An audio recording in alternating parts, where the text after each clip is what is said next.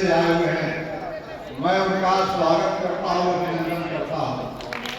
इसलिए कि बिहार में पहली बार एक तरह से कहा जाए तो मैंने दुस्साहस किया कि प्रशिक्षण शिविर अति पिछड़ों का हो। क्यों हो कि हम आज आजादी के 78-79 साल पार कर चुके हैं और आजाद भारत में हम जी रहे हैं। हम सबका एक ही वोटिंग पावर है। यह दिन है बाबा साहेब भीमराव अम्बेडकर की। लेकिन 78 वर्षों में, 79 वर्षों में जो उनका इशारा था,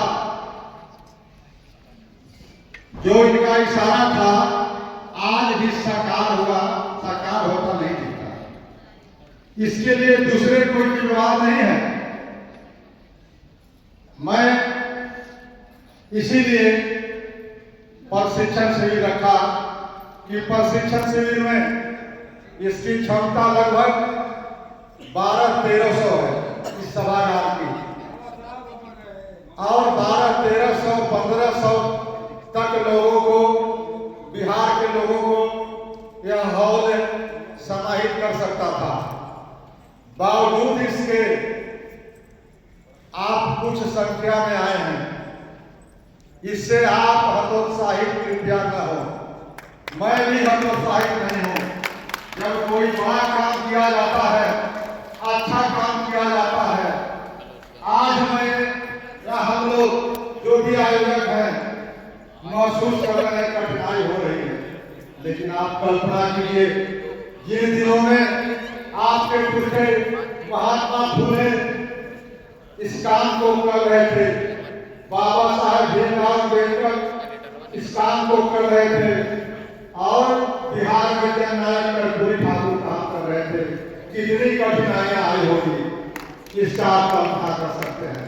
जब आज हम आजादी के 78 वर्षों के बाद भी हम चीजों को समझ नहीं रहे हैं। ऐसा नहीं कि हमारी जनसंख्या कम है, अब तो बिहार के आदमी आ गए हैं, फिर भी उन आप लोगों में सत्य नहीं मानता। आप लोगों में से बहुत लोग सत्य नहीं मानते हैं, और लोकसभा के विपक्ष के नेता भी इस बिहार की जमीन पर, बिहार में जो जातीय गणना हुआ था उसको जनगणना नहीं, गणना कहते हैं। गणना इसलिए कहते हैं कि जनगणना करने का अधिकार सिर्फ भारत सरकार को है। सेंसस का करवाने का काम भारत सरकार करती है, लेकिन भारत सरकार पिछले 90 वर्षों से, यानी 1931 के बाद से जनगणना नहीं कराई।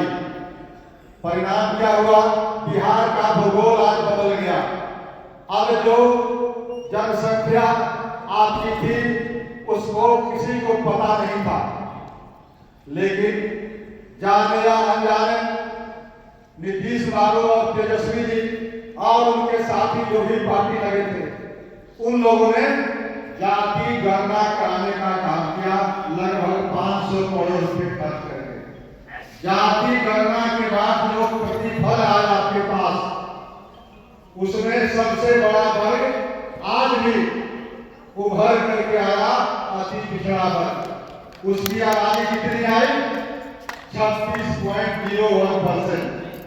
36% में से 1.7%, 1.7% अगर बढ़ा लेते हैं तांती समाज का, जो उस समय गणना जिस समय हुआ था वो 2 अक्टूबर 2023 को, उस समय तांती तत्वे जाति जो थे वो अवमान के रूप में शेड्यूल कास्ट में समाहित थे। लेकिन आज के तारीख में उसको जब जोड़ते हैं तो लगभग 38%। फिर भी 8% आबादी आज भी अनआइडेंटिफाइड है। अनआइडेंटिफाइड का मतलब उनकी गणना नहीं हुई। गणना क्यों नहीं हुई? कि वे घरों में ताला बंद था, वो पलायन कर गए थे। मेरा तो मानना है कि उस 8% में से भी कम से कम 4 से 6% अति पिछड़ा समाज के ही होंगे। तो आप समझ लीजिए कि 38 और अगर 4 करेंगे तो 42 42%। तो इस बिहार के सरजमीन पर 42% का आबादी लेकर के सबसे आगे आप हैं। उसके बाद दूसरा नंबर पर पिछड़ा वर्ग है, उसकी आबादी कितनी है? 27%। इसमें जादव, कुर्मी, कोयरी, बनिया वगैरह आते हैं। और तीसरी आबादी है दलितों की। उस समय 19% था, थोड़ा सा ताती तकमार घटा देंगे, वो भी 18% के आसपास, 19%। और चौथी आबादी है अल्पसंख्यक की, 17-18%, उसमें दोनों अल्पसंख्यक में मिला देते हैं तब। और पांचवी आबादी जो इस बिहार की जमीन पर है सवर्ण का, फॉरवर्ड क्लास का, उसकी आबादी है 10.4, मैंने 10.5 मान लिया जाए, ये पूरा ऊपर कास्ट की। यही बिहार की फिगर है, जाति की डेमोग्राफी है। ये मैं नहीं कह रहा, ये बिहार सरकार जो सामान्य प्रशासन विभाग है उसने आंकड़ा जारी करके किताब में अपने को अधिकृत किया है। तो यह 5 वर्गों में से सबसे बड़ा वर्ग है अति पिछड़ा समाज, लेकिन उसकी स्थिति सबसे दयनीय है, सबसे हाशिए में है। चाहे आर्थिक दृष्टि से ले, सामाजिक दृष्टि से ले, राजनीतिक हिस्सेदारी की बात करें या जिन बिंदुओं पर बात करें, हर बिंदु पर आप फिसलती है। आज मैं बड़ा ईमानदारी से कहता हूं कि बिहार के जमीन पर आजादी के बाद अति पिछड़ों के लिए अगर कोई एक नेता ने काम किया, उस नेता का नाम है जननायक कर्पूरी ठाकुर। जननायक कर्पूरी ठाकुर को आदर के साथ चाहे हिंदू हो या मुसलमान उनको लेनी चाहिए।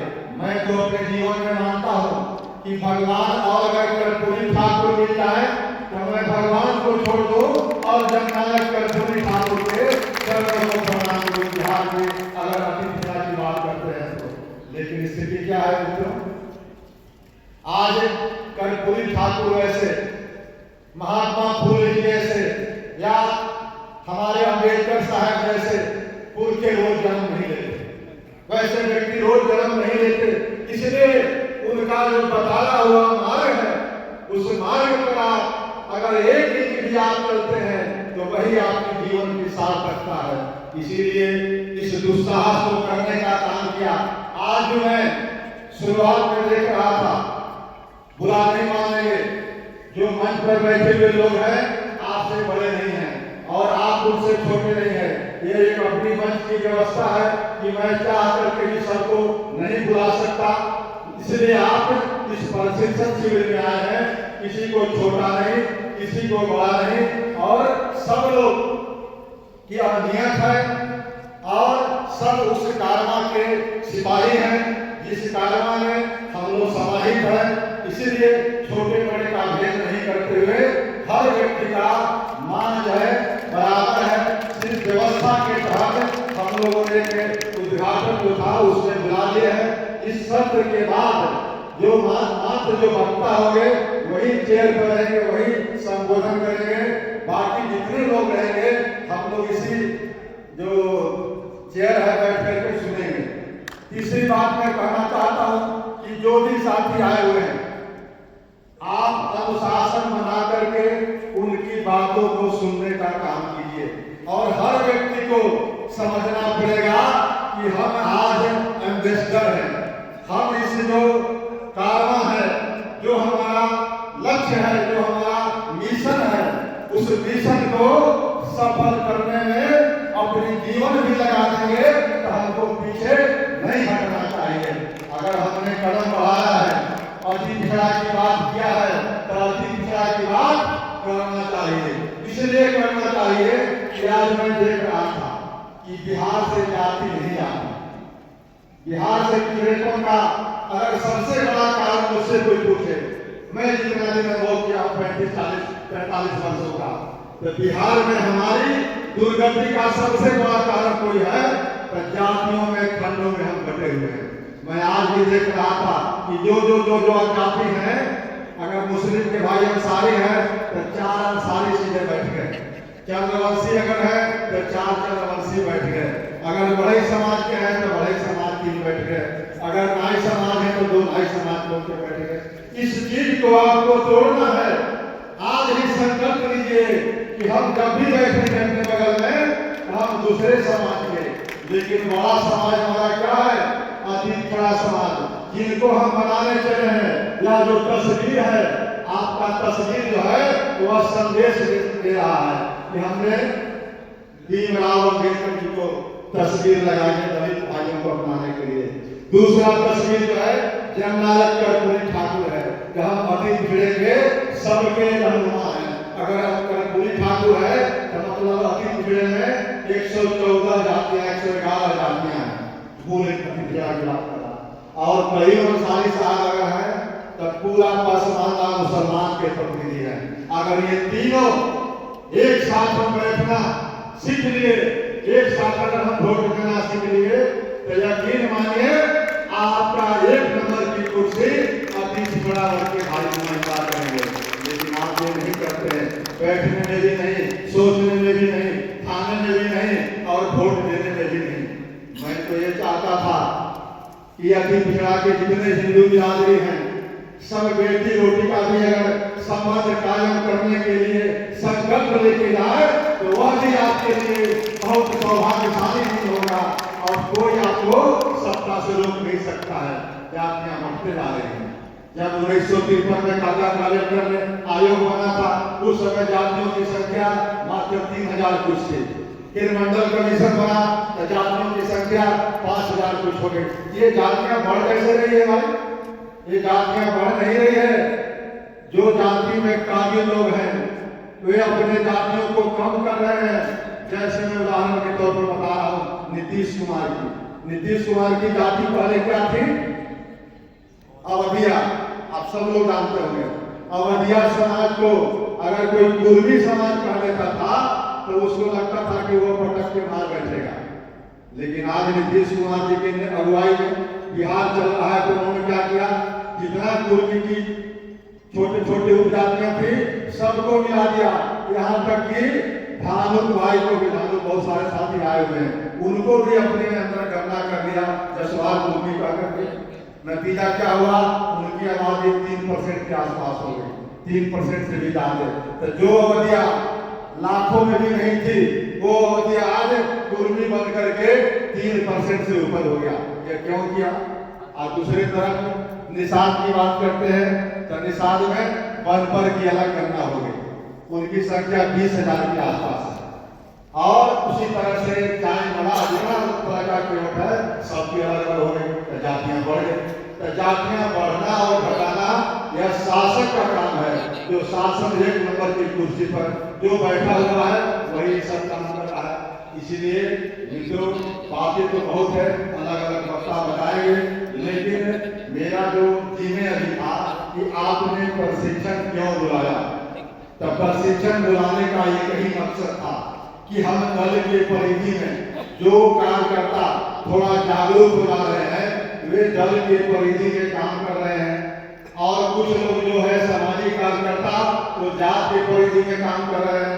तो जात के परिधि में काम करने से और दल के परिधि में काम करने से हमारा विकास ठप हो जा रहा है। इसलिए ईमानदारी से आपको चिंतन करना पड़ेगा। जननायक कर्पूरी ठाकुर के बाद एक भी अति पिछड़ा का नेता का नाम बता दीजिए।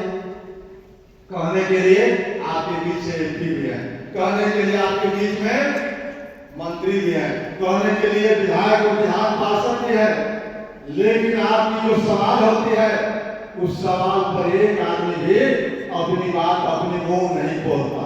और वह तो नेता मुंह जब बोलता नहीं, इस 9 वर्षों में 10 वर्षों में सबसे बड़ी समस्या मेरी नजर से कोई अगर आया है तो वह समस्या है अपेक्षाकृत 3 संपन्न जातियों को पिछड़ा वर्ग की श्रेणी, अति पिछड़ा वर्ग की श्रेणी में डाल देना। अब 9 वर्षों में ये 3 संपन्न जातियों को डालने से क्या दुष्प्रभाव पड़ा है उसका उदाहरण बहुत सारा है, उसका बहुत किताब लिखवा है, लेकिन 2-3 का उदाहरण मैं देना चाहूंगा। पहला उदाहरण है बिहार के अंदर 38 जिले हैं। 38 जिले में से वर्तमान में अभी 8 8 जिला परिषद का अध्यक्ष का पद अति पिछड़ा वर्ग के भाइयों के लिए आरक्षित है, लेकिन 8 पदों में से 7 पदों पर विराजमान ही 3 जातियां हैं। यह जान करके आपको आश्चर्य नहीं होगा। 3 जातियां हैं 7 जिला परिषद के अध्यक्ष के पदों पर, और एकमात्र जो परंपरागत कर्पूरी ठाकुर की अति पिछड़े की जातियां थी उनको मिला। वो कहां से मिला? सीतामढ़ी का। सीतामढ़ी के साथी आए होंगे। सीतामढ़ी में क्या नाम उनका जिला परिषद अध्यक्ष का? अदिति कुमारी के यहाँ जब मैं गया था एक कार्यक्रम में सीतामढ़ी, तो कहीं कि मेरे यहाँ चाय पी लीजिए, तो चाय पीने के बहाने जब गया तब क्या कह रहे हैं वो उनके हंस में कि मैं सब नाम के अध्यक्ष हूँ जिला परिषद का, काम का अध्यक्ष भूमिहार भाई है। ये बात सही है सर मंडल जी? अब ये बात जब महिला कही मेरा पैर का जमीन खिसक गया कि अब 8 के 8 नहीं है। क्या करना है? कर्पूरी ठाकुर जी ने इन्हीं दिनों को देखने के लिए आरक्षण का प्रोविजन किया था, कदापि नहीं। उसी तरह से नगर निगम में 17 मेयर का पद है, बड़ा महत्वपूर्ण पद होता है।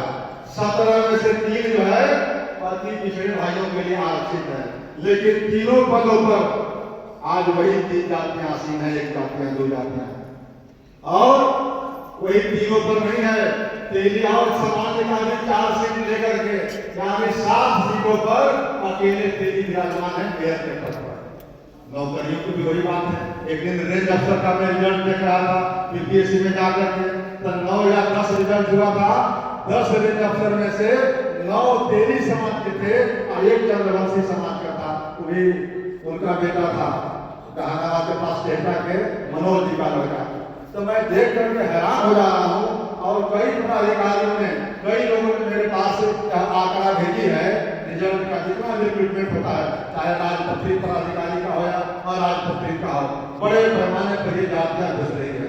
तो मैं ये कहना चाहता था मित्रों कि जो संवैधानिक प्रावधान था आर्टिकल 340 में स्पष्ट प्रावधान है कि किसी जाति को एक्सक्लूड करना या इंक्लूड करना, निकालना हो या उसमें डालना हो, इसके लिए आयोग बनाने का प्रोविजन था या संवैधानिक व्यवस्था थी। लेकिन उस संवैधानिक व्यवस्था को खत्ता बताते हुए बिहार का मुख्यमंत्री नीतीश कुमार जी ने राजनीतिक फायदे के लिए जातियों को इधर का उधर कर रहे हैं। फिर भी जिनका इतना बड़ा नुकसान हुआ, जननायक कर्पूरी ठाकुर जो आरक्षण दिए थे 1978 में हमारी अति पिछड़ा की बुनियाद पड़ी थी, उस बुनियाद को आप भूल जाते हैं। आप और हम या हमारे जो पुरखे थे 1978 में वे लड़ नहीं रहे थे, वे आरक्षण का हक लेने के लायक नहीं थे। कर्पूरी ठाकुर जी ने कृपा की थी और कृपा करके अपना गद्दी गंवाया था, लेकिन फिर भी आप उस कुर्बानी को याद नहीं करते कि जो कर्पूरी ठाकुर अगर आरक्षण नहीं दिए होते तो आज हजारों नहीं लाखों की संख्या में लोग जो नौकरी में आए वो आपको दिखाई नहीं पड़ते, लेकिन आप वहां भूल जाते हैं। आज तेली तमोली धागे का आंदोलन बिहार में लगभग ठप पड़ गया है। अब अति पिछड़े के समाज लोग कहते हैं लगता है कि अभी हटेगा नहीं, अब बेकार आप आंदोलन कर रहे हैं। क्या मजाक है? 8-9 वर्षों से लोग घरों में बंद हैं, आप फिर भी कह रहे हैं कि लगता है कि अभी बेकार आंदोलन आप कर रहे हैं। मैं तो प्रण किया हूं कि यह जो 3 जातियां हैं या तो हट जाए, इस तक मैं आंदोलन करूंगा, और अगर नहीं हटता है तो जो सरकार ने इसको लाया था उस सरकार को हम हटा दें। यह संकल्प लेकर के आपको जाना चाहिए कि जो 3 जातियों को ला करके हमारे अधिकार में कटौती किया है, हमारे हितों की अनदेखी की है, हमारी हकमारी की है, उसके साथ हम बैठेंगे नहीं। इसीलिए आज इस प्रशिक्षण शिविर का थीम है कर्पूरी की अति पिछड़े बनाम नीतीश के अति पिछड़े। यह बात पटना की राजधानी में पॉलिटिकल पार्टी के दफ्तर में डिबेट चल रहा है कि राहुल जी ने क्या कर दिया है, कर्पूरी के अति पिछड़े कौन है, नीतीश के अति पिछड़े कौन है। लेकिन आप जिनके लिए मैं ये किया वो अपने अपने घरों में सो रहे हैं। इसी का परिणाम है कि आज सम्मेलन में शिविर में भी शिविर कोई पार्टी का नहीं था, कोई जाति का नहीं था, लेकिन हम लोग बंधे हुए हैं जाति के कीर्तिमान में और जाति के कीर्तिमान में रह करके हर काम करना चाहते हैं। इसीलिए आपसे मेरा निवेदन है कि इस शिविर में अगर आए हैं तो उसका सबसे बड़ा अगर सूत्र वाक्य है जिसको आप अपने घर में लाने का काम करेंगे वह है जाति से जमात। जमात जब तक नहीं बनेगा, जाति की दीवार कमजोर नहीं होगी, जमात की दीवार मजबूत नहीं होगी, तब तक हमारा मेहनत करना, बोलना, प्रशिक्षण करना जो भी कर रहे हैं वे सब बेकार होगा। इसलिए आप एक संदेश जरूर लेकर के जाएंगे कि हम सभी लोग की जातियां बनी हुई है और जाति यथार्थ है, उसको मैं गलत नहीं मानता। हर काम बिहार में जाति के आड़ में होता है। राजनीति में तो बिल्कुल, राजनीति में टिकट देने से लेकर कंपेन तक और बनाने तक आप जो भी संवैधानिक पदों की बात कर लीजिए, मुख्यमंत्री हो या उप मुख्यमंत्री हो, उसकी बात भी छोड़ दीजिए। विधानसभा की बात कर लीजिए, विधानसभा के अध्यक्ष कौन है? कोई अति पिछड़ा का नहीं। उपाध्यक्ष कौन है? अति पिछड़ा का नहीं। प्रतिपक्ष का नेता कौन है? अति पिछड़ा का नहीं। मुख्य सचेतक कौन है? अति पिछड़ा का नहीं। और यही हाल विधान परिषद में भी है। आप कहने के लिए 42% आबादी, 40% आबादी और आपका नुमाइंदे एक भी नहीं है, आप फिर भी आप घरों में बैठ रहे हैं। इसीलिए मित्रों, जो लोग भी आए हैं, मैं तो यह संकल्प के साथ चला था कि 5 लोग भी अगर आएंगे तब भी हम प्रशिक्षण शिविर करेंगे, इसलिए कि प्रशिक्षण शिविर के बिना आप जग नहीं सकते, आप सीख नहीं सकते, संकल्पित नहीं हो सकते। इसीलिए मैंने यह कार्यक्रम का आयोजन किया है और जो साथी यहाँ से सीख के जाएंगे उनसे मेरा अनुरोध होगा, निवेदन होगा कि अपने जिले स्तर पर, प्रखंड स्तर पर भी इस तरह के आयोजनों का करने का काम करें, ताकि हमारे साथी जो है कम समय में जल्दी सीख जाए, जल्दी इकट्ठे हो जाए और जब हम इकट्ठे हो जाएंगे तब हमारी एक नंबर की हुकूमत होगी। इसलिए मैंने बड़ी बातें कह दी आपके बीच में, फिर कई साथी कहेंगे, बीच बीच में कभी मौका मिलेगा तो फिर मैं